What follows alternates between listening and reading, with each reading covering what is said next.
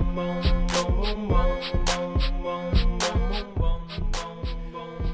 right, what is going on, guys? It is Adam McKay, Marf, and this is Marfoogle TV. Today, we're going to go over some of the other angles, what is going on with this incredible scenario where the Iranian president, of course, has now passed in a mysterious helicopter crash. We're going to go over some of the other finger-pointing that is going on with this, and, of course, we're going to go over all of the events from over the weekend. Some of the most important ones, of course, crazy Meteor over Spain and Portugal.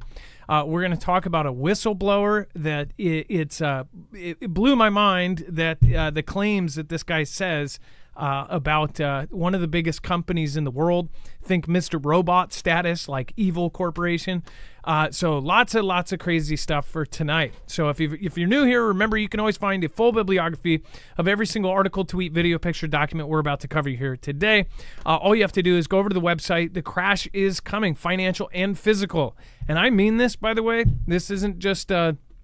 I honestly think that people need to start getting ready for massive change. I'm hoping that massive change, we can all come out on the other side better, but I highly doubt that the world is going to be the same in even as little as a year from now. So make sure to go over and check out all of the sources for today's show. And, of course, for previous shows, you can actually go to the TV tab, go to all of our previous shows, including our last show talking about Russia firing missiles off of our coast. So it's all there at your fingertips. Remember that. All right, let's bring in my co-host / internet brother, Dex James. What is going on, and how are you doing today? Well, hello, Adam, and hello, Fugle fam. I'm doing just fine. So Israel insists it wasn't us. So without being asked, and this was before many of the other kind of claims came out, almost immediately, Israel says, hey, it wasn't us. It was what I expected to happen. As far as right after this happened, I said the first thing that's going to happen is Iran's going to blame either the U.S. or they're going to blame Israel. Before they even had a chance to, Israel was saying, hey, it wasn't us. After the butcher of Tehran, Iranian president, is taken out in a mysterious helicopter crash a month after ordering a missile attack on Israel, while Islamic regime supports Hamas in the Gaza Strip. So all of this is going on. Of course, Rafah, that happened. Now they're even talking about going into the center, which we'll talk about here in a little bit. But this essentially breaks it down. The helicopter was over a mountainous region. They're saying that it was, in some cases, part of a storm. What's really crazy is there's some alternate things going around as far as videos and people that were watching as this happened, and they were checking many different things about the area. They said that this crash happened, including, how all of the weather was around it. Now, some are saying that some of the numbers and some of the information from different radars, some are saying that has essentially been either wiped somehow or that it's been deleted. I don't know if that is true. But if that was true, and I don't know if the Wayback Machine will be able to tell if any kind of finagling happened, but definitely would think that was a little suspicious if that happened. So that very well could be complete, BS that somebody's coming up with, opportunistic. I don't know. But it is pretty freaky. Dex, as far as what's happening with this whole thing, right away I thought this is bad. This is the Iranian president. He's not the top person in charge. In fact, he is the protege and number 2 to the Ayatollah, who has the final say, but he is the top person that they said they put into office. And by put, they say, people dropped something in a ballot to do it, but more like he was picked as the front runner. Dex, crazy times. Yeah, if you don't think this is suspicious, then I think something's wrong, because they may even come out and cover up the suspiciousness, but the fact that one of the highest ranking officials in a government as large as theirs is fairly large, is able to fly around in a helicopter that is not safe or doesn't do something, ends up crashing in this case, and something didn't happen something didn't cause that. The fact that it might be accidental, I mean, it is it is possible, but you can't really just jump on that right away, because they go through so much to protect leaderships of countries. Everything from the, making sure they have the best equipment, to making sure it's backed up, to making sure everything is working well, making sure they're protected, they've got guards around them. I mean, look at how much effort goes into protecting leaders. And as you said in the other show, even smaller countries go to great lengths to cover and protect their leadership. So when you see something like this happen, the first question is always, especially given what's going on right now with the Middle East. It was just a few weeks ago they were firing rockets from both countries at each other. So yeah, this is very suspect, and I think it's right to look at any different angle right now. We're not going to get the full truth at any time soon. It's going to take time for it to come out, and even then, I don't know if what they're going to tell us as the official story will actually be the true story. Now, they said it was a Bell 212 helicopter. This is, and I mean, I can go back. There's plenty of pictures of what a Bell 212 looks like, right? But as far as most of them, they don't look like something that, if a president was rolling in, it wouldn't be. It would most definitely be checked out. Now, here's a military version of the Bell, but again, even if this was all militarized out, like, this thing is a pretty simple helicopter. I'm not claiming to know that helicopters are simple in any way, but is there a checklist? Are you a helicopter pilot? Something like this, would they be able to check all of these main things? Now, if there was a bad storm, that would, it could very well make a difference. But helicopters like this are even made to have auto rotation, and if the engine stops, they can coast down to the ground. Depends on what kind of region you're in and how fast you end up going down. I'm sure there's a lot of variables to that. But the reason, like, why our president won't go into what are those things called, the double rotor plane / helicopters. We've talked about this before. The ones where the wings go sideways and up. I cannot remember. Oh, the Osprey, the V-22 Osprey. Yeah, there's a reason why our president does not go into the Osprey, and that is because if the engine stopped, that thing would fall out of the sky like a brick. It can't glide down like a regular plane, and it can't auto-rotate like a regular helicopter. But these can. A helicopter like this, just the wind on the propellers going straight down would actually keep them moving enough to try to slowly, or at least slower than free fall, bring it down to the ground. This thing crashed and everybody inside was gone. Or there's another angle that not too many people are keen on, but what if this was 7 random people that were shoved in there and they're actually protecting the president somewhere, right? Like this, they're just saying that he perished to start a war, to see what happens. Now, why would you take this guy out? Well, this guy had his thumb down on many people.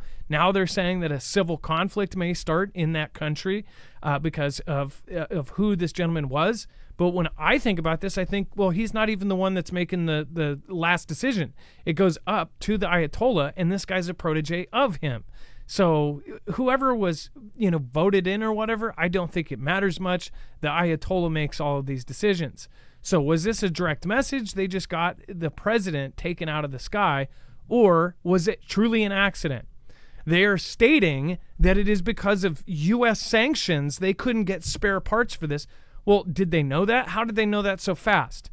They have never been able to look at wreckage and go, "Oh yeah, it was the bipolar decoupler there. Oh yeah, obviously it was that." Oh, that's a part. Yeah, last week I tried to order that from the U.S., but they say, sanctions. I don't think so. How within 12 hours did they know, or even an hour, they were talking about how they thought it was because they couldn't find spare parts because of the sanctions? This smells like here's a rug and here's a broom. What do you guys think? Let me know in the comments down below.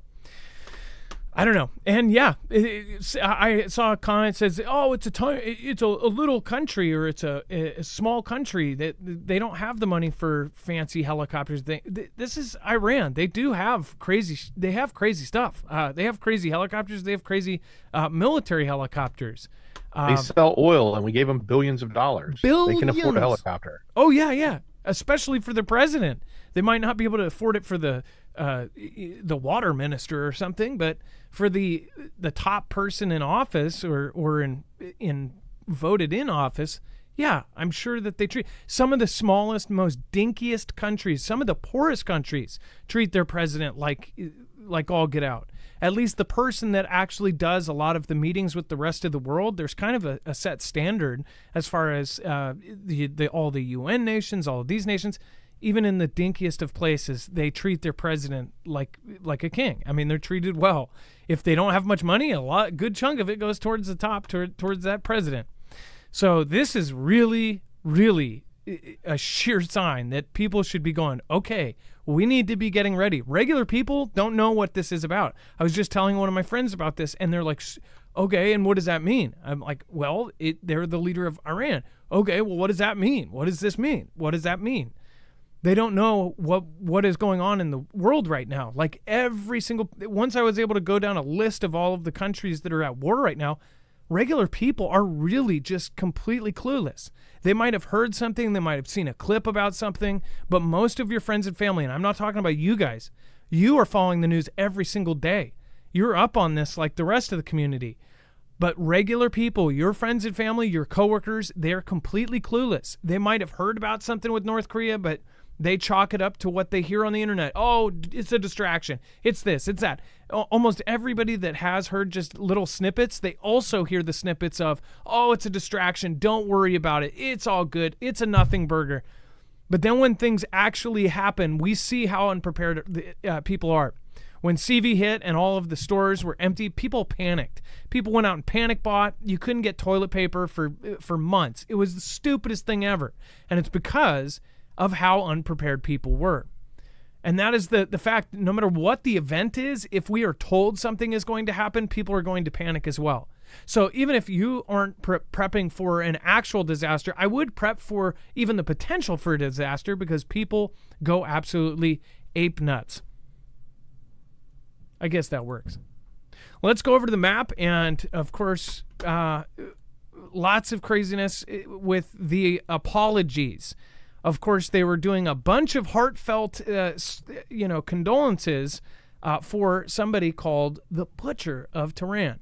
Now, people are giving him a lot of crap because if you see some of the condolences are heartfelt, this, that.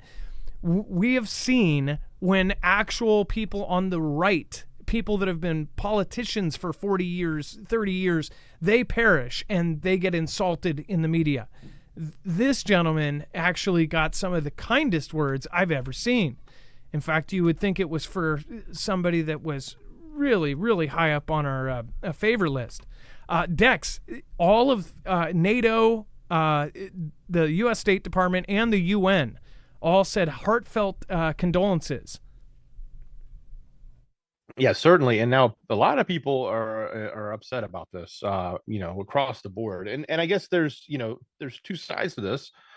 Certainly, human life lost, you might want to give condolences, but at the same time, what the suggestion that people are making is like, you wouldn't do this for someone who, was a mass perisher here in the US and that, was, had finally perished himself. You're not going to say, we're sorry to see him go. You're going to say, we're sorry to the victims, right? That's what a lot of people are upset about, because there have been so many victims of this person for him to earn the title, the Butcher of Tehran. So, I mean, that's a heck of a title to get. And you've got to have, really oppressed and or taken out quite a few people, which he has done in his time. And I think that's what so many of the people, including even the country of Israel, sort of upset, like, hey, why are you, I even saw one line that somebody from that country had said, would you have done the same thing to, Adolf? All right. It doesn't make any sense. Why would you do this to this person?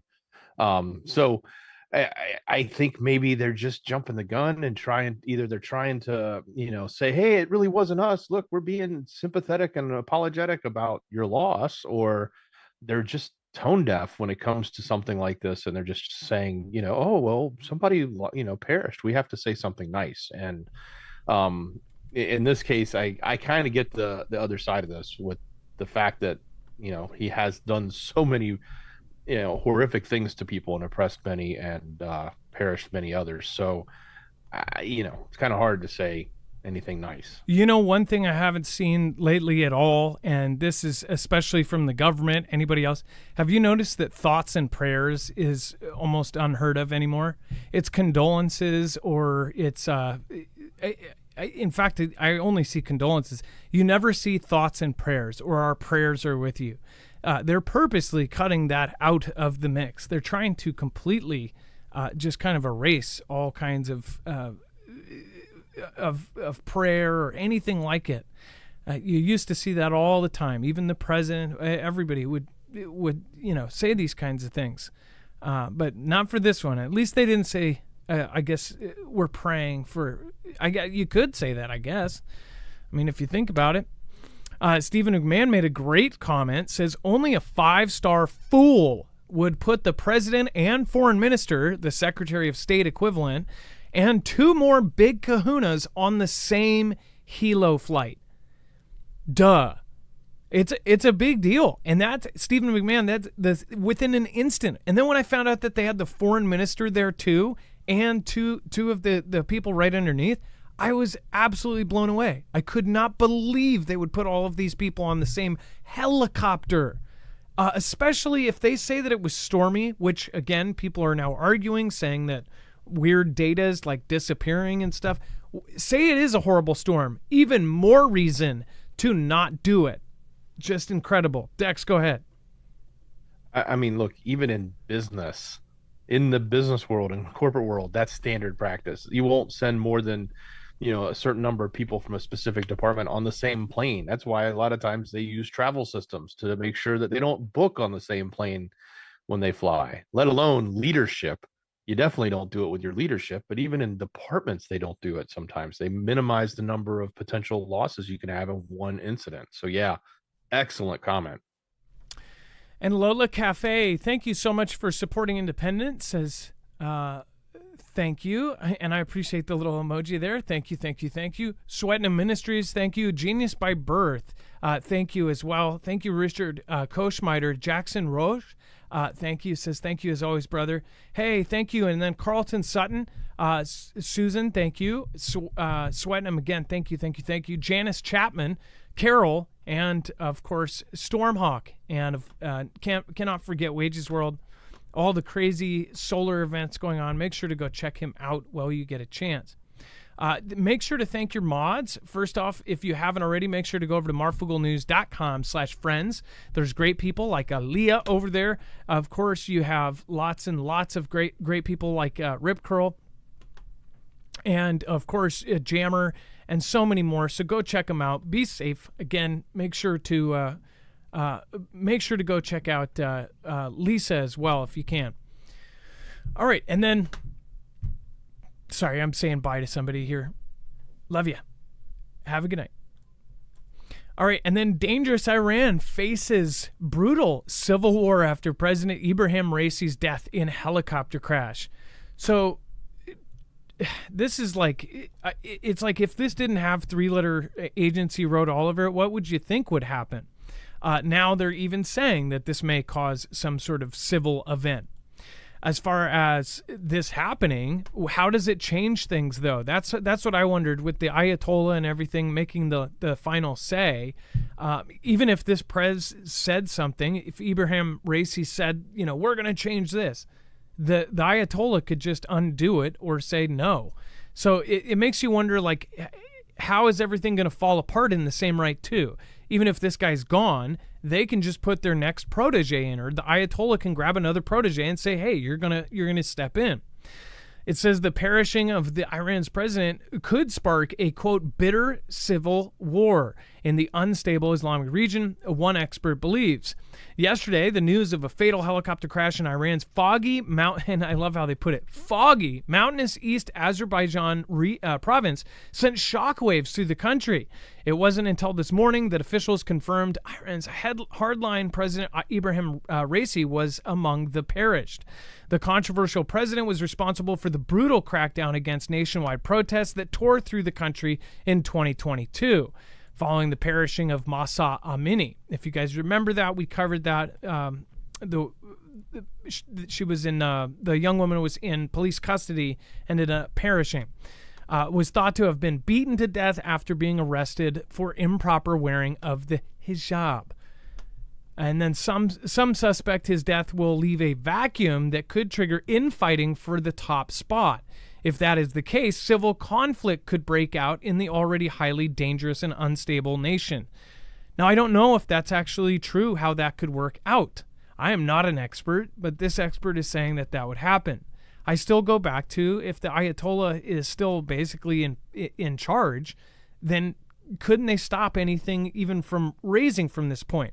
Are they saying that somebody's going to try to do a coup d'etat on the new people, whoever they do put in? What would that change if they had problems with whoever was in charge right now? Of course, this whole helicopter crash thing, there's a tiny chance that maybe somebody that was trying to eye for his spot could have done it, but I highly doubt it. Most people are going with the angle that this was either a three-letter agency or an adversarial country to them. So, and then British historian Professor Anthony Glees of the Buckingham University Center for Security and Intelligence told the Mirror, "We must never forget that the supreme leader, not the president, has the real and absolute power in Iran. A highly dangerous and unstable nation. If there is massive infighting, as some predict, Iran could spiral into a bloody and bitter civil conflict. According to the country's constitution, Raisi will be replaced by Mohammed Mokbar, 68, who, like his predecessor, is close to the supreme leader. At least for the time being, he is seen as a safe bet who should be able to rein in the warring factions. He may also reassure the brave Iranian men and women who are totally revolted by the bloody rule of the Ayatollahs." So could this start something massive? And if something did start, if we do start sniffing a civil conflict in this country, in Iran, would that not be like the perfect textbook of a three-letter agency? Like, I don't know what else you could say. I mean, the thing is we've seen a lot of fictional Hollywood films about this kind of thing, but there's inspiration in those Hollywood films from real-life events. This kind of stuff has been going on for years, and only decades later do we find out who's responsible. Heck, I think, Dex, wasn't it last year we just got the declassified information about something that happened back in the 70s, and it turned out that we were the ones who heavily put the guy in charge? I forget what country it was, but I feel like we just found out a 50 years declassified thing, and it's like we found out that the U.S. was totally behind whatever happened. Yeah, I mean, come on. There's so much out there about the U.S. involvement in regime changes, in uprisings, which ultimately results in potential regime changes. That even when you saw protests, and they had massive protests there not too long ago, especially around this last incident, but they do have a lot of instability in their region there. And even when you saw that, a lot of people were saying, I wonder how much of it's being fueled or funded by, somewhat supported by some of the three-letter agencies or some of the organizations in the West that do that, because it's in the West's best interest to have that country be destable or unstable. And more so, it's in their best interest if they're trying to usher in some sort of regime change. Then the more instability you can create, the better chance you have to then have a failure in its government. Kind of like you see look at Haiti. I mean, look, that thing fell apart. I don't know, that's not the exact example here, but I mean, we've seen it. That's just we'll talk about recent times. That's the last 3 months, 6 months. I know it's been building for longer than that, but yeah. So if you think about just the notion of trying to take out leadership or change leadership, instability, And some would even look at our own country and say, what are they doing to us? And are they creating instability and division here? I wouldn't almost. it, and speaking of our future dystopian world, right? I think it's crazy. I just noticed this. They have District 5. Like, this entire area is called District 5. And this is called District 7 and District 8, right? Does anybody know why here's District 11? Like, is that how they break up parts of their places, like their cities? Is that, I don't know. That just seems very Hollywood filmish. Like, isn't there a movie called District 9 or something like that? And that's when you break down, like, in the movies, it shows like the breaking down of like the camps or the ghettos or something. So that's kind of freaky. Wasn't that in Hunger Games? Yeah. Somebody said that in chat too. Yeah. Yeah, Hunger Games. That's what I was thinking. As soon as you said that, I was thinking of that. District 5, District 8. Oh, I'm from District 5. And of course, if you go there, you have, your supreme leader's picture 80 feet high up on a building, giant murals everywhere you look. Like, we talk about this dystopian place that people already live in. And that's something that a lot of us here and in Europe, we just really don't get this. The thing is you have the wrong chain of events happen. This could be the entire world. An entire world could be under a different rule. There are however many people of part of different, sparring religions, and say they all team up and say there's a world war, and all of a sudden we have somebody that doesn't think like the current leadership or thinks exactly the opposite. It's like we could live in a completely different world in just 10 years from now, even 5 years from now. It's crazy to think, like, they've made what was it? Man in the High Castle. That show is great. That shows the alternate reality where Germany and Japan won. I mean, it's a crazy thought exercise, but it makes you think about what could happen in this next conflict. What if the wrong side wins? Who's to say what is the wrong side anymore? It's insane. Now, before we move on, make sure to go check out EMP Shield. A lot of the events that we've shown you, and of course a lot of the threats against our country here in the U.S. and threats as far as Europe goes, central around EMP strikes or even a solar event. As far as a solar event, it will affect the entire world when it happens. All of us saw that in the last couple weekends when we had all of these crazy solar storms, and people as far as Alabama saw the northern lights. So very insane, and that was a very big storm, but nothing compared to the ultimate solar storm that could hit us.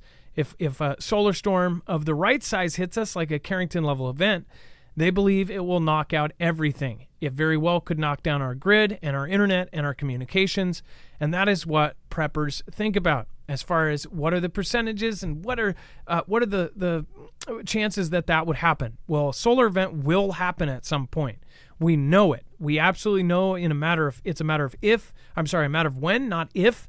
So this is something that you can easily put in your cars, trucks, motorcycles, boats, generators, and even your home and protect against that. We believe when this happens, people will end up being very, very thankful they did this for themselves because, again, it will ground the signal in less than 500 trillionths of a second before it's able to fry your device, fry your car, fry your engines, your electronics, everything else. So go over to marfooglenews.com/EMP. It also protects you against multiple EMP strikes. So it will happen in waves. It will keep going. They tested it, I believe, at 41 or 42 times by the time they basically just gave up. This thing held out through all of it. It's Keystone military tested, and agencies like DHS and DOD have not only contracted agencies like EMP, but they're also on the DEMSO team helping protect the Texas grid. So go over to marfooglenews.com/EMP and make sure to use the code MARF for $50 off and to help our independent news. We are going up against Goliaths, so we really do appreciate you guys sharing us out more than anything. All right, and then Dex, the ICC, what authority does it actually have to prosecute war crimes? Well, what's really interesting here is the ICC, the International Criminal Court, is seeking the warrants for both Israeli and Hamas leaders on war crimes charges and crimes against humanity, relating all the way back to obviously the event starting in October, all the way through to what's going on now in the Strip. So they, I guess, have started the process to issue warrants for Benjamin Netanyahu, as well as other leaders from the T group there that they're fighting against. Another interesting fact, for what it's worth, one of the people who was critical in the process of advising the ICC was a lady by the name of Amal Clooney. You might know the last name. It's George Clooney's wife. So she was one of the people in that was advising the ICC on seeking the arrest warrant for the Israeli prime minister. So the applications are submitted, and they, if held, I guess they have to, if they're in one of the countries that supports the ICC, not every country does, then they can actually be arrested and then tried. I think one of the challenges this is going to face, and just like we saw it with when Russia, the Putin had the same thing happen to him. Some countries said, "Don't worry, even though we support the ICC, we're not going to let them arrest you. We're not going to arrest you on their behalf." So, they do have power. Each country that is a member, and not all countries are supposed to adhere to it. But as we saw with, I think it was South America, they said, South Africa. We're not going to adhere to it. Or South Africa, sorry. We're not going to adhere to it. If he shows up for the meeting, we're not going to adhere to it. Now, he didn't show up to the meeting. And some might suggest that was because he was worried whether or not some parts of their country would try to hold him accountable and arrest him and then deliver him to the ICC. So, it comes down to whether or not the country's a member, and then if the person travels into that country. So in the case of Netanyahu, Israel is not a member of the ICC. So to that extent, they wouldn't do anything. Now, some would say, hey, well, if maybe Palestine becomes a state and gets its status, would they join and become a member? And they has been recognized actually as a member of the court since 2015, even though they're not necessarily having their statehood status. So would that cause a problem? But then again, what happens when he travels? Does he go to another country? And that would be the issue. In addition to the fact that once he gets there, he's going to be tried, and they'll have to go through the whole criminal process. And like with Putin had this ICC warrant that was out for him. With South Africa, the South African president came out and said, "Oh, I don't care about all that. I don't care if he comes here. I'm gonna take him out to dinner. I'm gonna bring him back to the airport. I'm gonna do all of this, and I'm gonna bring him right back." This whole big rigmarole around that happened, and they ended up not having him visit South Africa. So it's like it's for a moment there you thought, oh, well, it doesn't really sound like the ICC does much, but then it was enough to where he didn't end up going there. I think didn't the South African back then there was some weird stuff that happened too. The South African president, I remember in that same couple day period, the South African president left even his personal reporter, his assistant, everybody at the tarmac, and there was video of this where they were sitting at the tarmac and going, the officials won't let us leave the plane. I think that he did end up meeting with somebody at that point, and they did it secretly so nobody knew what was going on. I want to say it was at the same time period as the whole Putin thing. So you never know, and they could also do something on the low. But if Benjamin Netanyahu gets this thing, there are many places that he has traveled to that would technically have to be like, hey, we've got to take you in. I thought it was interesting to see that it's only issued 46 arrest warrants since its creation, and 21 of those people have been detained, so almost half, in the ICC detention center in the Dutch city of The Hague, where the court is based. So it says that they have been detained. I don't know how many are still detained or what happens to them then, like who puts them to jail and all of that, and do they get a prison sentence? How does that work? Yeah. And then Israel vows to broaden Rafah sweep amid heavy fighting in parts of the Strip. So as I was speaking about earlier, they did the whole Rafah sweep. Now they are even talking about going back into the central parts of the Strip. It says that Israel made a new push in central Gaza on Monday, bombarded towns in the north of the Strip, and said that it intended to broaden its military operation in Rafah despite U.S. warnings of the risk of mass casualties in the southern city. Gaza medics said that at least 23 people had perished in the latest fighting. The residents said battles were intense in Jabalia in the north of Palestinian enclave. Israeli tanks also carried out a limited incursion into the areas of Wadi al-Salqa and al-Qarara and Deir al-Balah, a central strip city which Israeli forces have not entered during more than 7 months of war, local residents said. So that area, apparently this entire time, they haven't actually gone into those areas. Fightings raged as U.S. National Security Jake Advisor Sullivan held talks in Israel, which the White House had said he would call for Israeli forces to go after the Hamas militants in the Strip in a targeted way, not with a full-scale assault on Rafah. So basically he's saying like, hey, we would really like you just to target the bad guys and not the citizens. And I would also like you to look at this brand new 2024 Honda Accord. If you would love to step over here, myself and other secretaries of state and secretary of house and all of these, we're going to help sell this car to you. Because that's basically what these guys are. But Israeli Defense Minister Yoav Gallant signaled there would be no let-up in its operation intended to clear Rafah of militants and rescue hostages.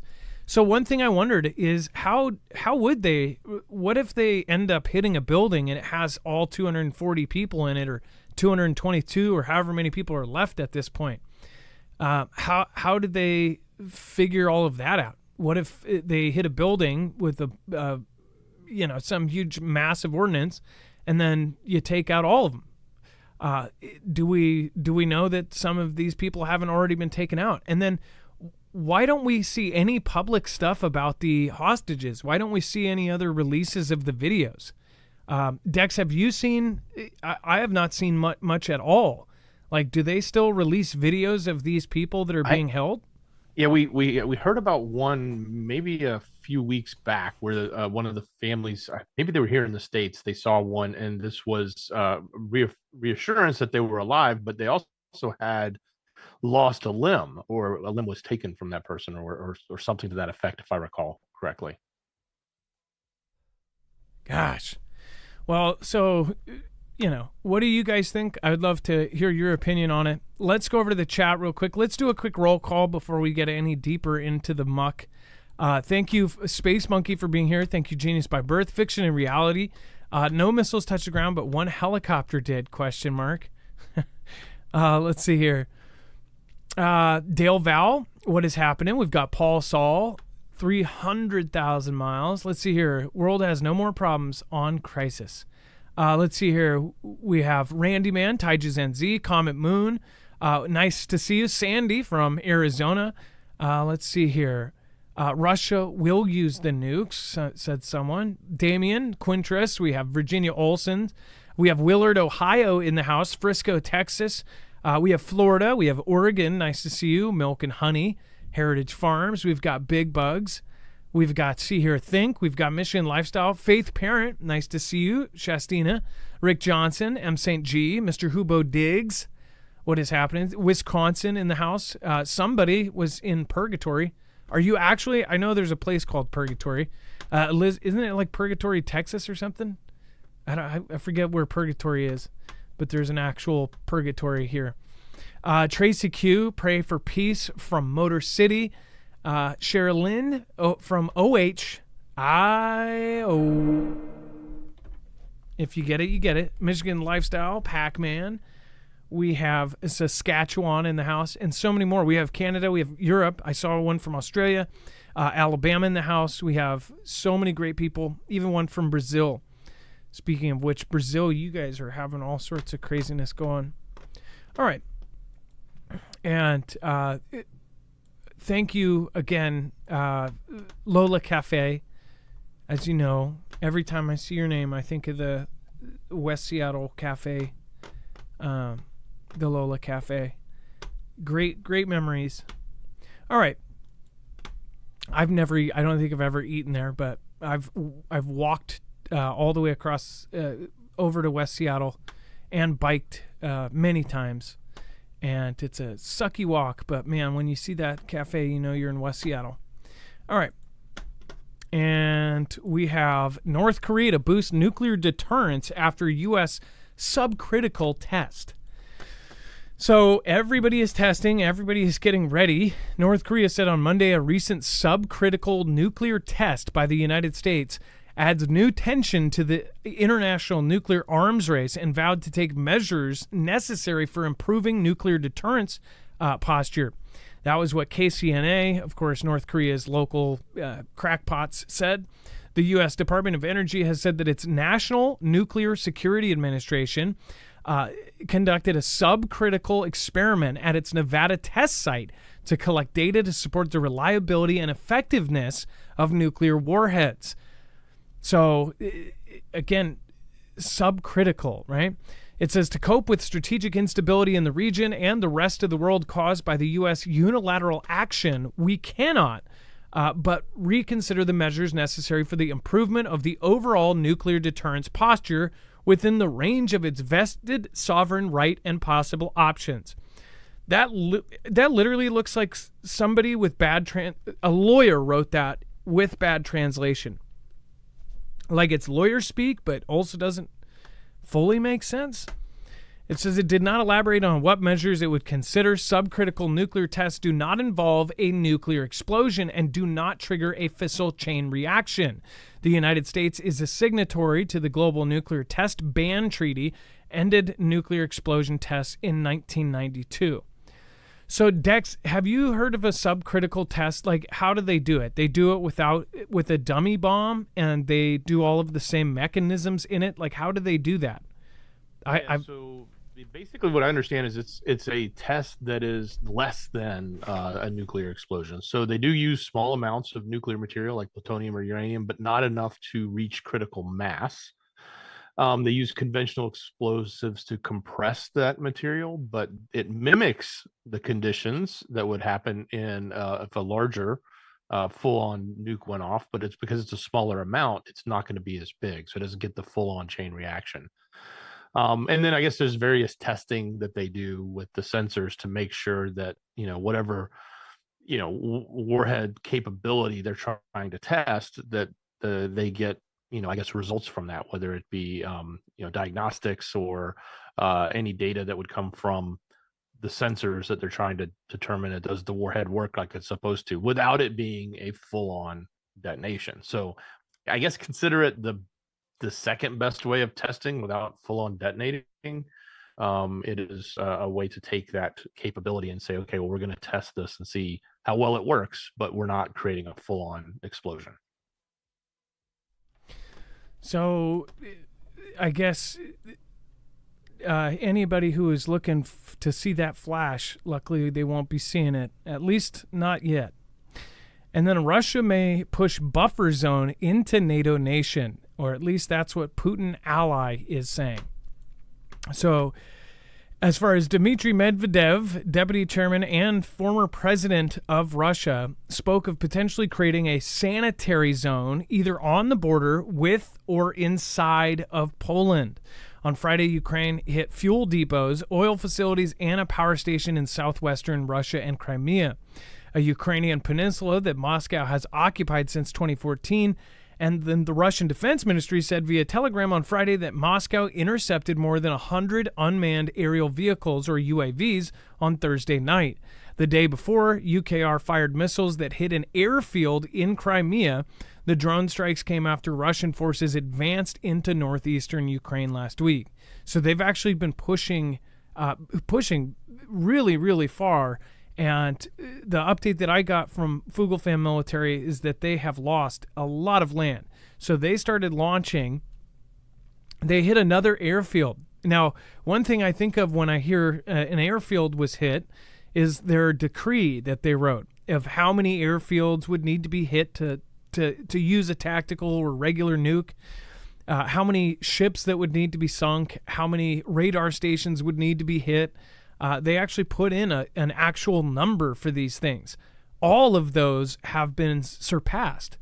So it's really a waiting game to see if they'll ever kind of have those lines crossed.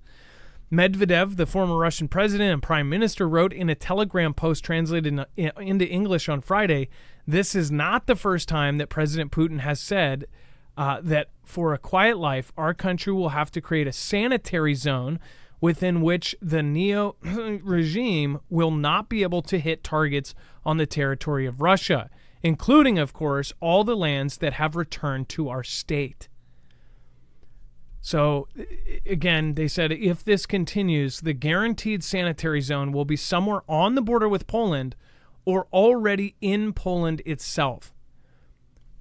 Dex, I'm assuming they're talking about a kind of a DMZ or a demilitarized zone type of thing, like.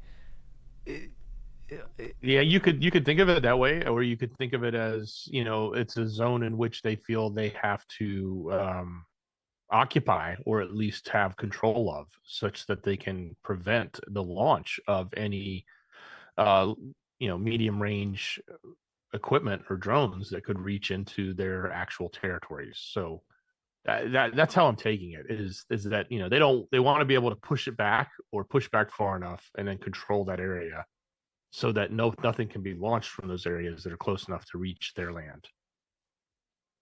And they're basically saying that they need to denazify. Okay, denazify. He claimed it was to denazify when they launched the full-on fledged invasion. So I guess they could claim whatever they want. Is this a setup for them to actually move into the Baltic states? Nobody knows what to believe. I know a lot of the people that I've talked to and a lot of the people in the community, they believe that Russia's not trying to take anything outside of Russia and that they are actually the victims.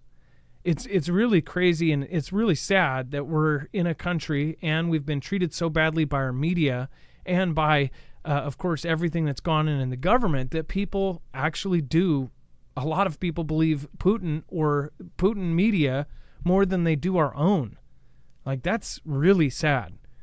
And who knows? They may be right. Like, I know that they're purposely telling some truths so that you're like, well, that is true, so now I believe this person. But are they really trying to take the Baltic states? Is that in the long-term goals? Or was it not originally, but now it is because they got pushed and pushed and pushed until they're finally going to push back? What happened in this meeting with Putin and Xi? Are they deciding on taking over and saying, forget the West and take out the West? Look at what's lining up right now with China and Taiwan, China and the Philippines, Japan and China. You've got the Asian NATO forming. You've got BRICS forming with all of our adversaries and even some of our allies. You've got Venezuela putting troops at the border with Guyana. You've got Russia and Ukraine. You've got North Korea and South Korea.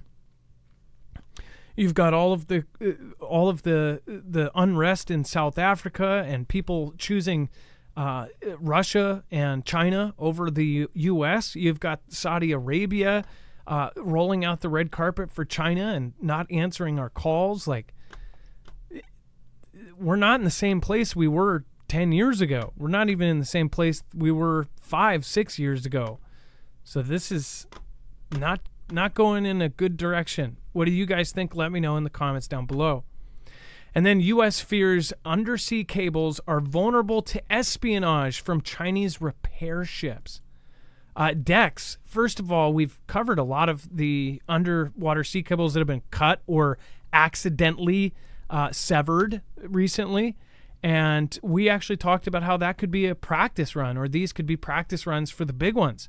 Now they're conveniently mentioning fears of underwater cables being cut are hardline to Europe and everything else?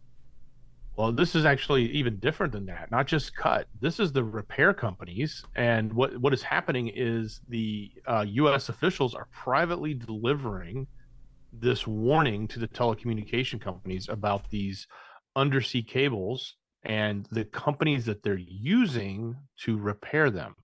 So they're talking to companies like Google and Meta, or any of the other big telecom companies that all run major data lines across the water, because they're hiring and using these third-party companies to do administration or repairs.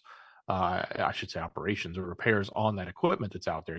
Fiber cables run through the water. It's not just one long cable from one end to the other and it works. There's equipment along the way underwater that has to work, and sometimes things break or new cable gets laid, and they have to maintain and manage and operate all of that and over time. Well, a lot of that's done with third parties. What has happened is a handful of these ships that belong to a company, I think it's called SBSS, I'm sure that's an acronym, SB Submarine Systems, Shanghai-based SB Submarine Systems, is then one particular company the U.S. was watching. A lot of times they have been taking their ships off of radar or off of the identification system. So they're basically hiding, and they don't understand why they're doing it, because there's no reason for those ships to ever do that. And a lot of times they're doing this in certain areas, whether it be near Taiwan or Indonesia, but they're also saying that that could lead to other nefarious things that could be going on, from the simplest thing, as you mentioned from the beginning, just cutting lines, but it also could be something even more nefarious, which is, tapping lines and being able to, if you're doing the repairs, could they be installing or creating something that gives them information to tap out, or espionage, if you want to call it that, from the US or from our companies or from our telecommunications, any of that data that's flowing. So that's the warning, at least in quiet, that's sort of going on right now to these big telecommunication companies and fiber optic layers that go through the water, is to watch out for what China is doing. See here, interesting comment, says maybe they're building islands, or the island emoji. They could be. You've been here for a while. We covered that China was doing millions and millions and millions of dollars in research into make those island making machines, the dredgers that take the dirt from the bottom of the ocean and then spray it into an island. This sounds crazy to somebody who doesn't know about how the Spratlys were formed, but for the Spratly Islands, they took these huge vacuums, essentially what they are, that vacuumed up the sand from the bottom of the ocean, and then they just kept spraying it and piling it on until it made land mass. And then that land mass, they ended up just keep packing down, and they grabbed dirt and dirt and dirt, and that's how they formed islands. They could even take a tiny kind of atoll or even a piece of grass that was sticking up, any kind of raised land, if it was shallow, they could make into an island. The money they spent, though, was to make these dredgers and these machines twice as fast. They said that twice to 3 times as fast. So if it took them 2 years to make a full-on island base, it would take a year. It would take half the time. So that's what they're working on. And interesting comment. I don't know how it would fit into the underwater sea cables, but as far as them going dark and things, like, could they be making islands that we don't know about? The problem with the Spratlys is because now they are populated, they have bases, they have people living there. At what point does the world actually say the Spratly Islands and everything that's there is actually Chinese waters? In the beginning, it was like fake it until you make it. When anybody flew over the Spratlys, China would say, this is Chinese land, blah, blah, blah. They kept doing that. Even if it wasn't true, they were faking it until they make it. At one point, I don't know when that point is, they will say that those are Chinese waters, no longer international waters, that we're just doing the Freedom of Navigation Act and all that, because there are rules about that too. It's the whole reason that the Philippines stays on that boat and actually lives there. If you look at what's on the Spratly Islands, it's insane. I mean, they have everything there. They have everything. They have schools on the Spratly Islands. When I started this show, those were not even, they didn't exist. Right when they started it, everybody was arguing. I said, these are forward operating bases. I knew it. It was very simple to see. They were doing shapes like a runway. You can go back through my oldest shows, and I said, this isn't for some sort of environmental research like they were saying. I said, this isn't for oil drilling. This is a forward operating base. It's not a direct halfway point, but if you understand how World War II worked and why we were geographically safe, it was because of how far China was from us. Now, if you start building islands anywhere closer to the U.S., then you start building bases, then you're going to be better off than if you don't. I don't know. Good point, though. I really hope we don't see a ton more Chinese islands pop up. And at what point? What point does it turn into Chinese waters where we can't go through? If they get to pick and choose where they want to put their islands, and then if they put their stuff on it, I mean, couldn't they start claiming water all over the ocean? They could turn international waters into Chinese waters by doing that. It would set a crazy precedent. And then if you guys haven't already, if you have a regular medication that you take all the time, highly recommending checking out Jace. We ended up picking this up as an affiliate back when 30,000 pharmacies went down due to a cyber attack. Now, as far as Jace goes, this is an online service where, one, you can actually get a 12-month extended supply of your regular prescription meds. Now, it depends on what it is. Obviously, there's certain things that you're not going to be able to get, especially, things that you probably have to get a written prescription for in the first place. But there is a lot of regular medications on the list of things that they can do. So go over there and check it out. That is a number one, because you will always have a year supply. So you can actually rotate your regular supply into that. And then if there's an SHTF event that happens, from that day on, you have a year. Now, as far as I'm sure they won't be mailing them out after SHTF, but you'll have that year supply to work with. Now, as far as their main thing is the Jace case, that actually has emergency antibiotics. Now, if you've ever had a cut or a scratch that got infected, then literally antibiotics could be the difference between, say, a cut on your finger to a trip to the ER. Or, of course, it could be a small infection going into something absolutely nuts and going into your bloodstream or something, right? So antibiotics, again, are a great, great thing to have on hand. This is a way to do it with a board-certified doctor and an official telehealth appointment. So go check it out. Go to marfoogle.com/Jase, and make sure to use the code MARF. Not only will you save, but you'll help our independent channel at the same time. Thank you guys for doing so. But again, I believe a lot of folks will actually find this incredibly useful, especially if we have any kind of event where your local pharmacy is down or even you don't have power. SHTF happens, you're not going to be able to just walk into a pharmacy and get your regular script. So, all right. And by the way, there's a lot of reasons why your normal pharmacy wouldn't have stuff, and it doesn't have to be a huge emergency. As we saw with that hack, 30,000 pharmacies were down like for 4 to 8 days, and that was just a hack. So, all right. And then tugboat escort ship that caused the deadly Baltimore bridge collapse back to port. So they show this boat, and it still has a lot of the crap on it, a lot of crushed containers on it. But wanted to update on essentially this ship is finally just now being tugboated back to port. Pretty crazy. And where is this from now? This was a part of our infrastructure that got damaged, and there still isn't a clear exact reason why the whole thing even happened. Dex, as far as this being towed back, it's a big update as far as now finally this ship is not sitting out there. The crew gets to probably go to land for a minute, but pretty crazy to say the least. Yeah, it's been 55 days it's been sitting there, and the crew has been on it. They have to maintain the vessel, so they were asked to stay and do their job, and I think they were actually at least prepped for at least 30 plus days, because their normal journey would have been about a month long.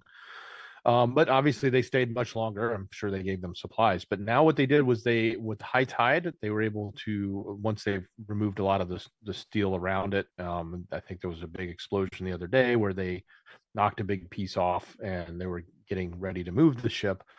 So that's all done. So now during high tide, they were able to refloat the ship and take some tugboats and bring it back in. So it is now in a port, or brought back in, and they can, I guess, continue their investigation. I'm sure they've been investigating thoroughly, I would think, just because it was sitting there, that didn't mean it was off limits. So um, they'll continue that, but I'm still suspect as to what happened. And I'm certainly, suspect that we'll ever get a straight answer, since they came out right off the bat and said, "Oh, don't worry, nothing wrong here, just an accident. Y'all look away and go somewhere else." And yeah, unfortunately, the bridge is now down, but we'll spend billions and get that fixed, but it's going to take us years to do it.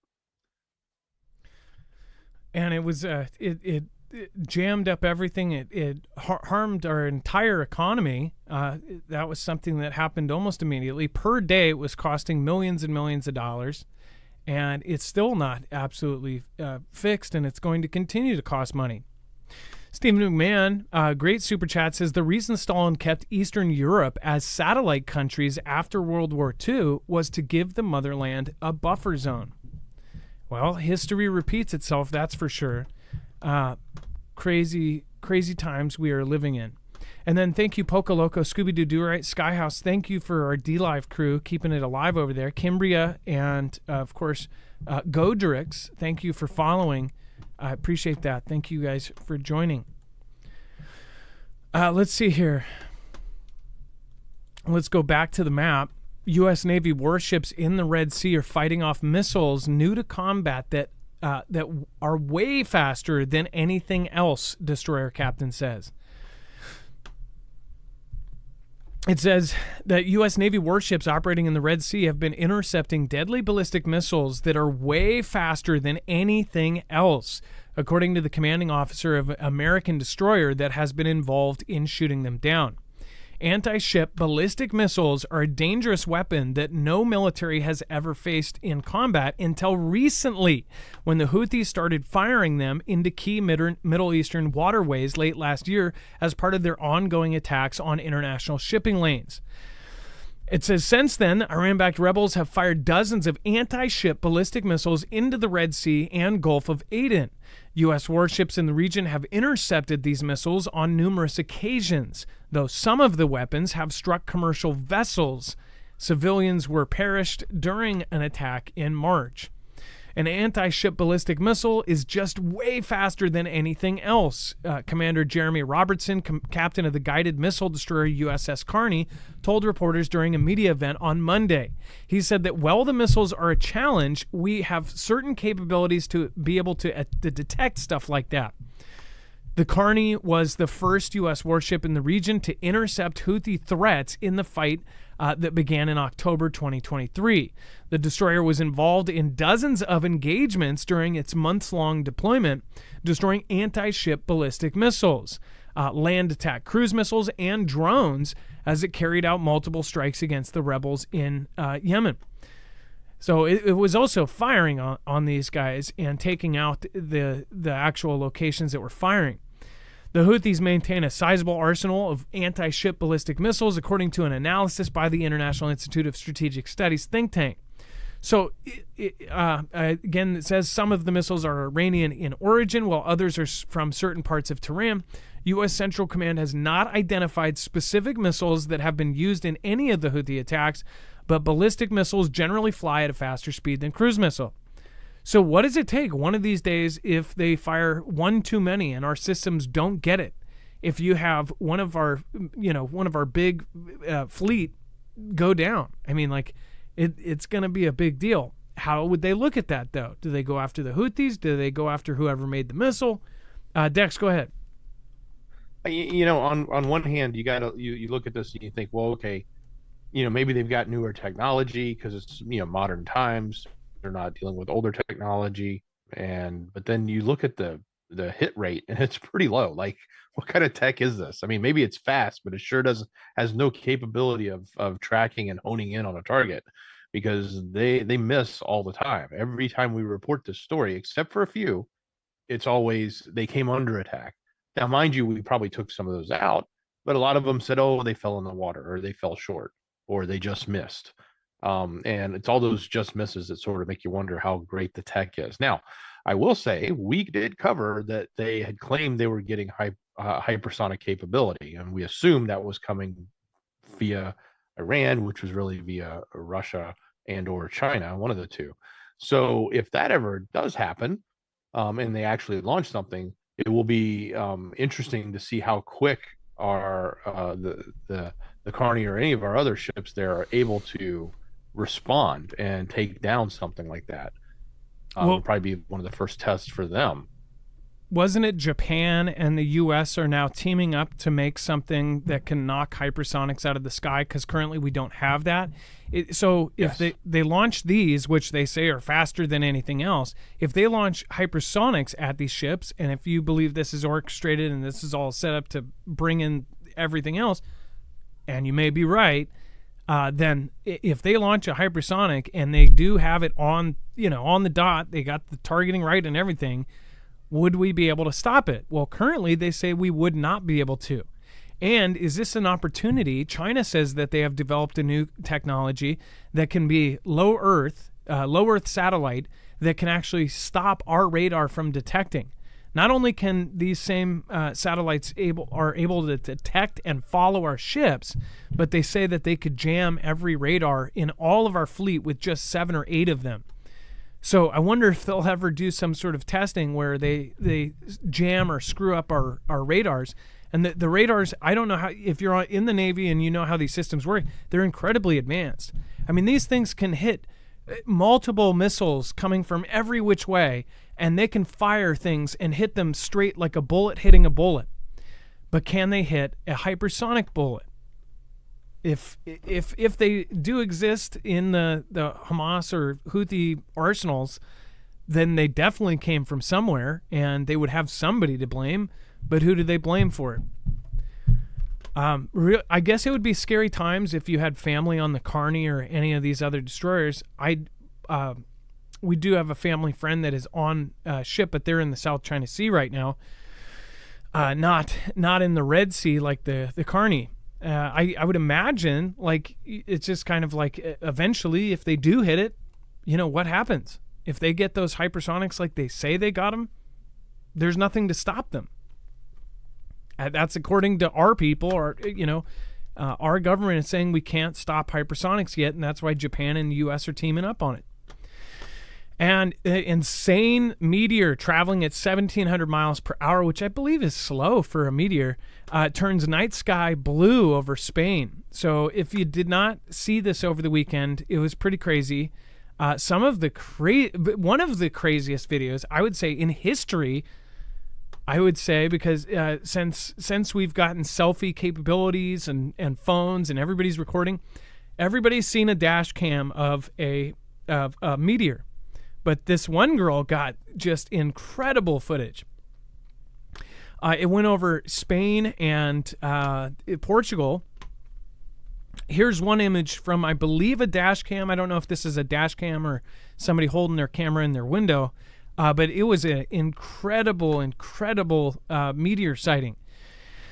And then here is another one as it lit up and as it was burning off. But there's this video, and I don't know if you guys have seen this yet. But here, let me switch over to this real quick, and then let me show you. This is insane. So let's see here. Okay, so check this one out. So this girl captured the sickest video of the meteor that fell in Portugal. Check this out. Let me turn that sound off because it's just filler music. Look at that. So she's sitting there and she's looking at her screen and sees it glow blue. And then it's just like sheer amazement as it flies over. Boom. I mean, how freaking magical is that? I have to say, that would be incredible to catch it like that. Some said it was so incredible that they couldn't even believe it was a real video. So pretty insane to say the least. But yeah, it flew right over. You can see. I mean, how crazy is that shot? She like looking up, gazing at in awe of the thing. I would the same thing, and then it goes dark, and you see the trail of it continue. Yeah, I would totally be in awe as well. Did you? Well, some were questioning the timing, but the reality is she was doing some sort of selfie video and then got interrupted by it, right? Yeah, that's yeah. She wasn't trying to catch a meteor. Her full thing is on. She's got multiple things online, and she's she's not a big creator or anything. She's just a person that posts random stuff. So from what I saw, it just seemed like she was doing some sort of TikTok selfie video, and then saw the blue, then looked up and said, "Oh my gosh." So I think that was a legit reaction to, and I think all of us would have probably reacted exactly the same. But who knows? I'm sure people are going to say it's AI or it's fake or it's out of date. I don't think that that's an older video. I think that that is new at the very least, whether it was created, whether it was caught, or whether it was taken from another meteor or something. I think that was the current meteor, but I could be wrong. And then BlackRock whistleblower alleges cover-up of search engine to spot Chinese investments. So Dex, first of all, this is absolutely crazy. When I heard the claim here, I was like, wait, I was texting you earlier saying, like, this is like incredible. Is this not the biggest thing ever? Like, why would they have search engines watching this stuff? And the claim by this gentleman is so crazy, but so believable.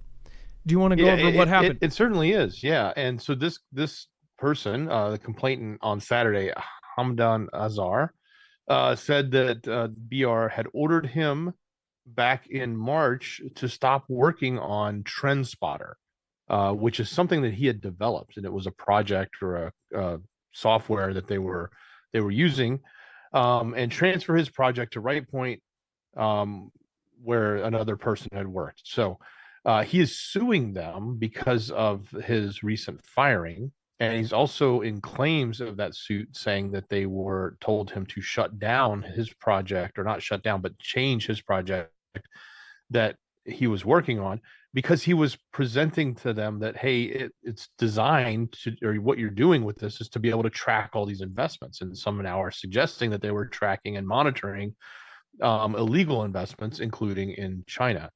And that's, I guess, the big question is that true? And that's what may come out in this lawsuit, or at least some evidence towards that may come out. Now, of course, BR has come out and said, hey, the system was not done for anything other than to learn about marketing and how we could market our customers better. That's why we built the system, blah, blah, blah.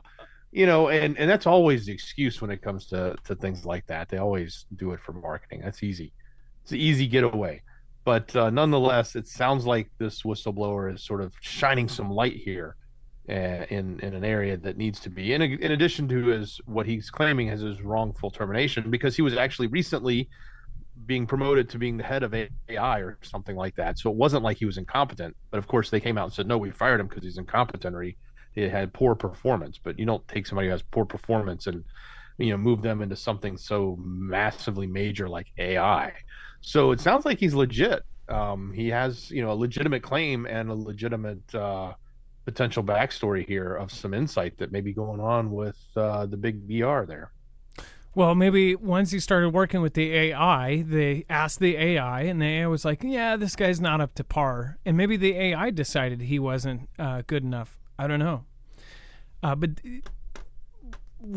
this is like the back end stuff that none of us will ever know. What do you guys want to bet? That this gentleman has some sort of infection or MRSA or something else happened to him before he gets to the next stage?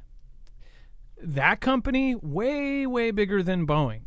Did you know that this company has more money? In fact, there's the U.S. with the highest GDP in the world. Then there's China. then there's this company, then there's all of the other countries in the world combined do not have the GDP that this country has. All of them below that, besides US and China, below that, all of the countries of the world combined do not have the collective GDP to beat this company. This company is number 3 in the world. That's, when you really think about that, when this company has more money and more control over money than all of the rest of the countries, that should be a big problem. Like, people should understand that.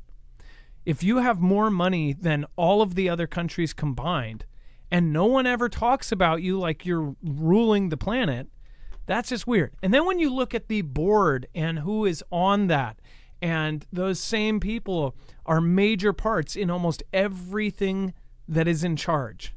All of the agencies that decided what happened to who, what businesses closed down, what businesses stayed open, what was required for us to put inside of ourselves and everything else, you come back to this one and 2 others, and they're all up there. By the way, I like life. I love life so much. No problems as of now. Absolutely not sad, depressed in any way. Just as a disclaimer. Thank you. And before anything else, make sure to go check out Energy if you haven't already. This can help us out a lot by going over and going through us. You'll not only get a discount, but you will get one of the best solar generators on the market. Go check out the Flex Tactical. This is the same generator that the U.S. Army just ordered under the STTR Phase 2 contract. It is reliable, it's expandable, and it's modular. You can take it anywhere with you or make an entire wall of lithium batteries and have your whole solar setup. Again, it is one of the toughest generators out there. It's made like appliances used to be made. This thing is as tough as a tank. So make sure to go check it out. 1,500-pound latch system, steel reinforced frame, heaters in every battery, and of course, it has versatility like no other. I would say the only downside to this is that you are going to be waiting a few months for your unit. You got to get your name on it as quick as possible. Once you actually get the head unit and your first battery, should be downhill from there. But again, that first one is much harder to get, especially since all of the crazy contracts and things that they've been getting. These are highly coveted. Once you get it, you'll understand. I'm sure other Foogle family members that already have it can tell you how awesome they are. Go to marfooglenews.com/energy, INERGY, and make sure to use the code Marfoogle. You're definitely, as far as a lot of people end up going and looking at this, then they go look at competitors and compare it. One thing I'll say is the 1 or 2 that I've looked at that come anywhere close and do similar things, you might be able to get them on Monday or something like that. But those are sold by a company that is a direct front for somebody else, a country that we have all been talking about. So my question is if SHTF happens, especially if a big one happens, or if certain countries are hacked into our critical infrastructure, would you want this, something that controls your power, being able to just be turned off remotely, or would you like that same company to be the manufacturer of said generator? Probably not. And if you go look, almost all of the competitors' head company, they are literally just a front that goes directly back to a 3-letter country ruling organization there. So go do your research on your own. But again, I would highly recommend this over any of the other ones. It's worth the wait. And then as far as everything that's going on with Iran, we're going to end up following all of kind of the claims that come out from this, and we're going to be following Iran in general. We don't know what's going to happen with this, and if this goes south, or if new information gets out, or if there's a leak that somebody had something to do with it. This is what I predict in the next week, like that they'll have information that this was predicted back in whatever, blah, blah, blah. If something like that comes out, and if any kind of information comes out saying that the U.S. had a plan for Racy or this or that, then we could be in some really hot water. This is even more reason, if there was anything to do with this, if U.S. or Europe it's even more reason to just get your general preps in order and to have a basic plan. It's definitely a smart thing to do for even just general disasters that could happen where you are. But as far as the big one, I don't think any of us are going to be prepped for that. So make sure to just try your hardest. Try a little bit at a time if you have to. Get extra food, extra water, whatever you can do at little intervals if you have to. Put $5 a week into it if you can. If you can do more, then do more. All right, and then thank you, Stephen McMahon. Thank you, Lola Cafe. Thank you, Lola Cafe. You were the top supporter tonight. Thank you over on DLive. Thank you, Kimbria, Skyhouse, Poco Loco. Thank you, Dex. Thank you, and I appreciate you for all your help. Much love. Great job, brother. And we will see you guys tomorrow on Tuesday. And keep tuned in this week, not only to Marfoogle TV, but to our sister channel, Marfoogle News. If you want to see our short video on Iran or just share it with somebody that you know, all you have to do is click here. All right, thank you guys. It's now time for the shoutro. It's not an outro. It's not a shout out. It's a shoutro.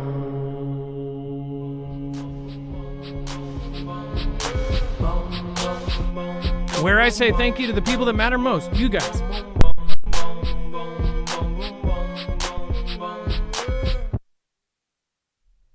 Let's make a fresh one for Lola Cafe.